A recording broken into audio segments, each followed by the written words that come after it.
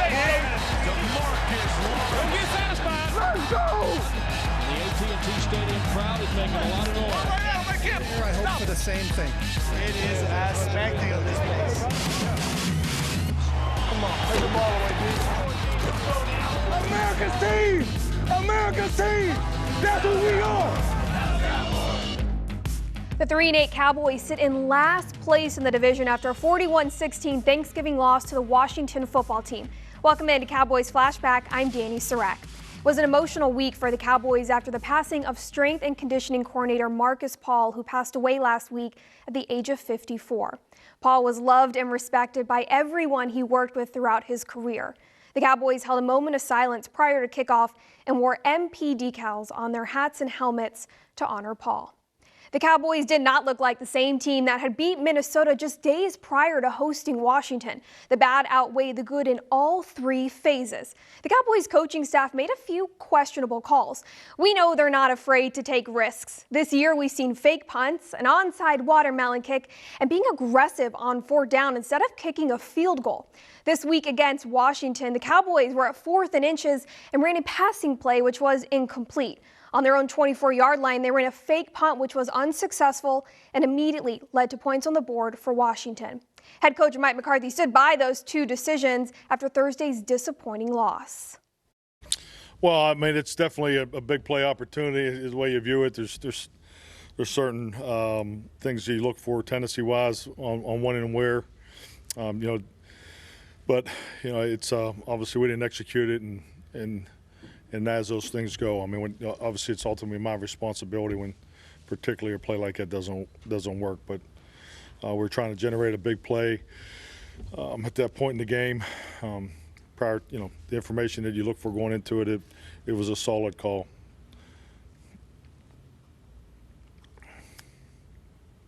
Mike, what has the last couple 24 to 48 hours been like for this team? I mean, I think stating the obvious, extremely difficult. I mean, obviously with the passing of Marcus Paul, I mean, it was, a lot of heavy hearts, but I can't say enough about our football team, about our players, the way they came out, started the game, and, we had a number of adverse things to deal with throughout the game. We just, we didn't get it going to where we wanted to get it going in the second half, but you find out a lot about people in these times, and I can't tell you how proud I am as this football team. But yes, it's a week that I don't think any of us will ever forget.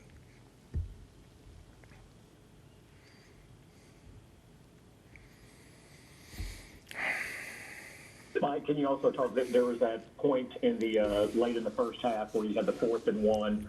A little bit less than 4th and 1, and the call there to throw the ball downfield, and what happened?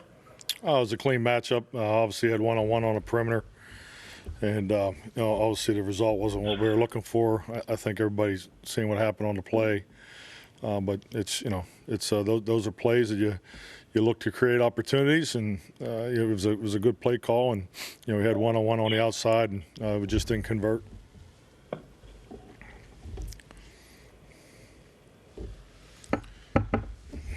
Zach Martin goes out early in the game. I mean, you lose both of your starting tackles on the opening drive. How does that change the complexion of the game plan and what you'd intended to do for the rest of the game there? I mean, it definitely changes the way you do some things. I think that's obvious. I can't, tell you how proud I am of young guys just to jump in there, Brandon and Terrence. You obviously make adjustments, but unfortunately we have quite a bit of experience with that situation this year. So, I thought Kellen did a really good job managing the situation. I thought Joe Philbin did a, excellent job managing that. But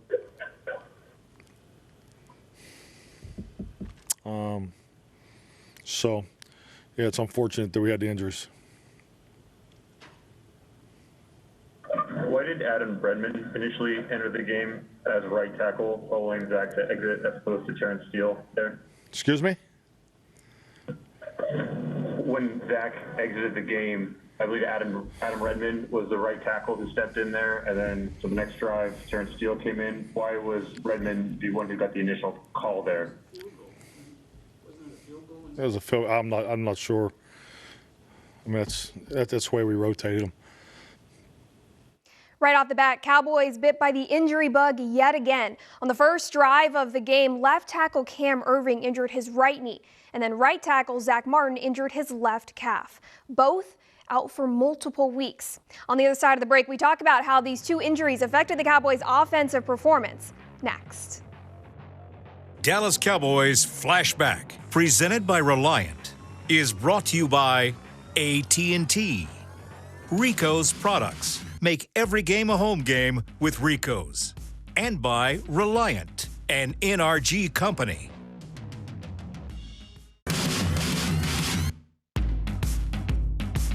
This segment is brought to you by AT&T. Just when the Cowboys thought they might be getting some consistency on the offensive line, more injuries plague this team. On the first drive of the game against Washington, left tackle Cam Irving injured his right knee, and All-Pro, six-time Pro Bowler right tackle Zach Martin injured his left calf. Both will be out for multiple weeks. A banged-up offensive line going against a prolific defensive front in Washington did not bode well for the Cowboys, who allowed 3 sacks and rushed for just 60 yards. Center Joe Looney says it's hard to watch a teammate, especially a line mate, go down due to injury during a game. Yeah, it's tough. To lose somebody, so suddenly like that you see every day, it's never easy. And, Marcus loved football, man. He loved ball, loved his family, and, had his faith. So, it's definitely tough, man. But, he made a lot of people around here better men.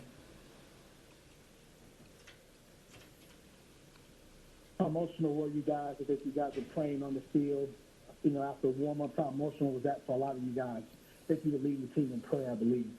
Yeah, it was really emotional. Anytime, like I said, you lose somebody so suddenly like that, it's really hard. And then to see his face up on the jumbotron, and to have him not, on the sideline with us, it's tough.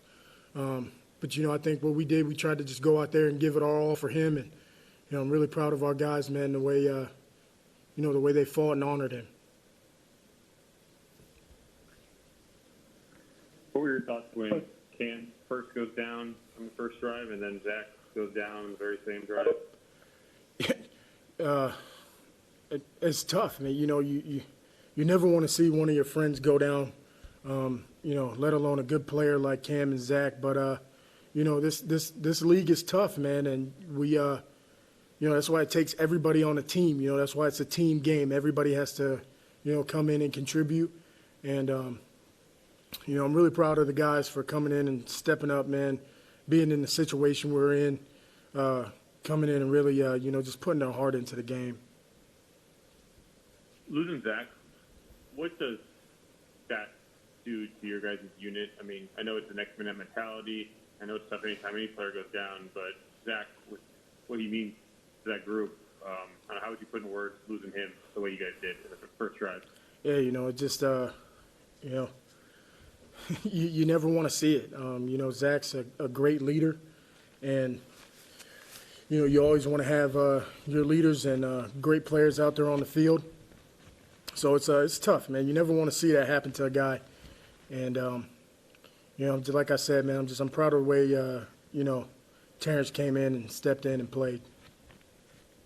I saw Zach was on the sideline for the second half. He's on crutch there with the boot to protect his boot. What did his presence mean, if anything, just with him there to finish out the game and Cam as well? Mm-hmm. Well, it just shows that, these guys are competitors, man. No matter, what they go through, man, they're gonna be out there competing, whether it's mentally or physically. And to have them there helping us out, man, it's huge because they see things that we don't see on the field.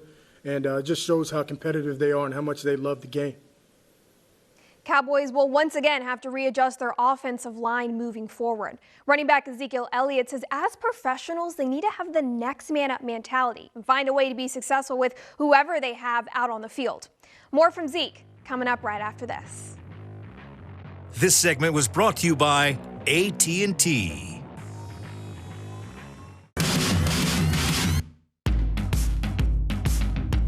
Ball security security has been an issue for this team all season. Against Washington, running back Ezekiel Elliott fumbled the ball for the 6th time this year, completely untouched in this week's turnover. Elliott says it was hard to get the offense going, in large part due to those early injuries to both tackles. However, injuries are not an excuse, and even if the Cowboys don't have their starters on the field, they still need to be able to run the ball. Yeah, it was definitely a little tough getting going. Just you gotta execute better, execute the game plan better, be better situationally, and convert third down so we can, keep our defense off the field and give them a rest. We just gotta build on it. How tough is that first possession you lose your left tackle, and then obviously you lose Zach? Is your head spinning when you see those guys go down? Yeah, definitely. It sucks, but we're pro football players. This is pro football, and we got to have the next man up mentality, and we got to go play with what we have. And I think we were in a good. We had ourselves in a good situation in this game. We just got to figure out in the second half just the way to, close it and just play better. Why was it so hard Can you look at the 0 for 3 in the red zone? You talked to us a lot about getting 7 points once you get into that red zone. What's not working down there? What do y'all need to change? I don't know if I can really pinpoint anything right now, but I'm definitely going to watch the game tonight, take a look at it, and see what we can improve on. Why was it so hard to run the ball today, you think? One, they have a great front seven. I think their whole D line is first rounders, so they're great. They're a tough team a tough front seven to go up against, and we just gotta find a way to get the job done. It's tough anytime a guy goes down, but to lose someone like Zach so early in the game, what were your thoughts about just losing a player of his significance? Just kind of this year in a nutshell.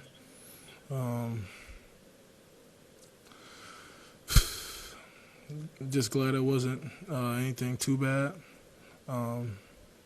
Glad it wasn't a knee injury, and all we can do is pray and try to get him back.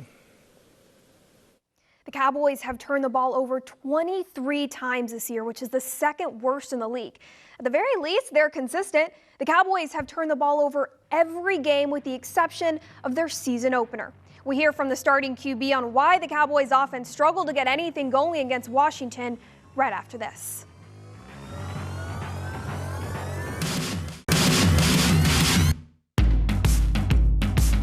Welcome back into Cowboys Flashback. In their 41-16 loss to Washington, the Cowboys struggled to get anything going on offense. They struggled to convert third and fourth downs, and they were 0 for 3 in the red zone. Quarterback Andy Dalton says what's so frustrating about this loss is that he feels like the Cowboys had a good first half. They just let it go in the second, and Washington took advantage. We were in this game. The score, it got out of hand at the end. But I felt like we were in a good place. I felt like we played with that first half. I thought we played well. We played hard, and we had everything in front of us. And then, we weren't able to get it done in the second half, and that's frustrating because we were in this game and felt good about it. So, I definitely felt like we were in a good place, but we can't let the game end the way it did.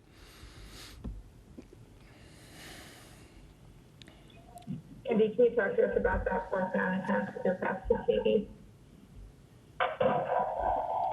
The one at the end of the game? Is that the one you're talking about? Yeah. It was a good play. We missed it by inches.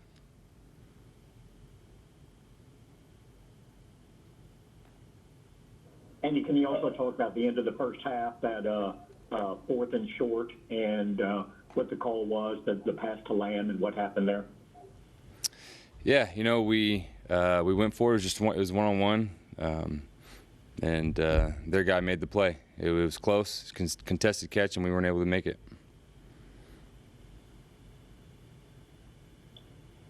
Andy, when you lose both of your starting tackles on that first series, how much does that change your game and what's the key for you especially yesterday? Yeah, fortunately we've had guys that have played this year and have been in there. You never want to lose anybody to injury, and especially both tackles. So it's next man up. Those, like I said, we're fortunate we've got some guys with some experience that have played in a lot of games this year, and so you just got to keep going. Andy, on a non-football note, what have the past 2 days been like for you, for the organization? How have y'all gone about remembering that? Yeah, this has been a very different week, a week you never want to experience. You never want to experience death within the organization, and Marcus meant a lot to so many people, and he made an impact on so many people, and I think for us, just having a chance to talk about it, remember him, and just talk about things that ways that he has helped mentor us, and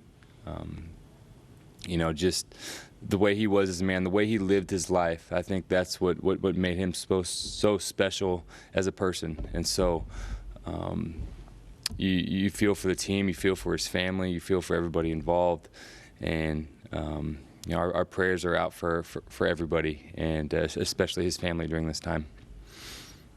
At 3-8, the Cowboys are just 1 game back from the Giants in first, with 2 divisional games left to play this year. If the Cowboys want to win the NFC East, the defense will have to be successful and pick off of what the improvements they had made in the previous 3 games prior to playing Washington. We talk about where the defense fell short this week next.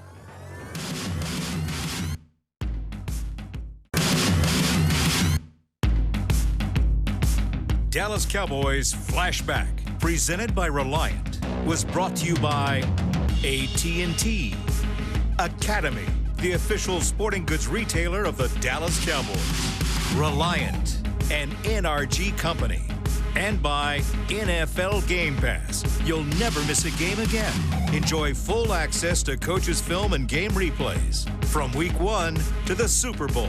Subscribe at DallasCowboys.com/Game Pass. The Cowboys defense looked promising entering the game against Washington, considering the improvements they had made in their previous 3 games.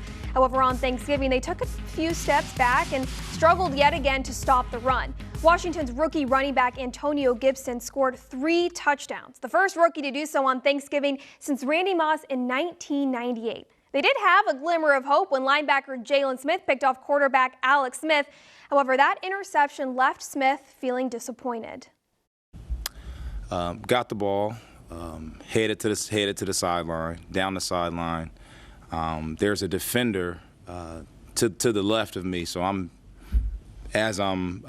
gassing it, just deciphering, okay, am I going to have to cut back to score, or am I going to be able to beat him to the pylon?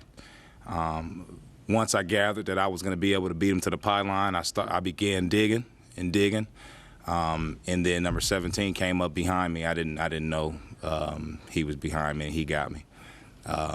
Unacceptable. I've ran with the ball in my hand the entire life, my entire life. So, got to pick my knees up and got to score. Yeah, how tough was it to stop the run today for you guys? It was tough,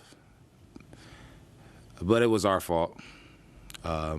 Nothing really that they did. It's just a matter of communication and discipline on being in your gaps, and then from there it's winning in the trenches, having that physicality. Something that we've done before. We've practiced, we rehearsed. Didn't get the job done today, and it shows.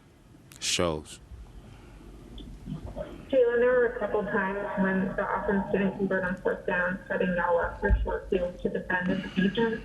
What's going through your mind when that happens, and what level of extra challenge is there when there's only 23 yards or 19 yards left for the Washington there? Regardless of when we step on the field, it does not matter. Wherever the ball is lined, it can be aligned on the 1 yard line. Our job is to stop them. And we have the plays and the knowledge and the physical talents and the mental capacity to be able to do that.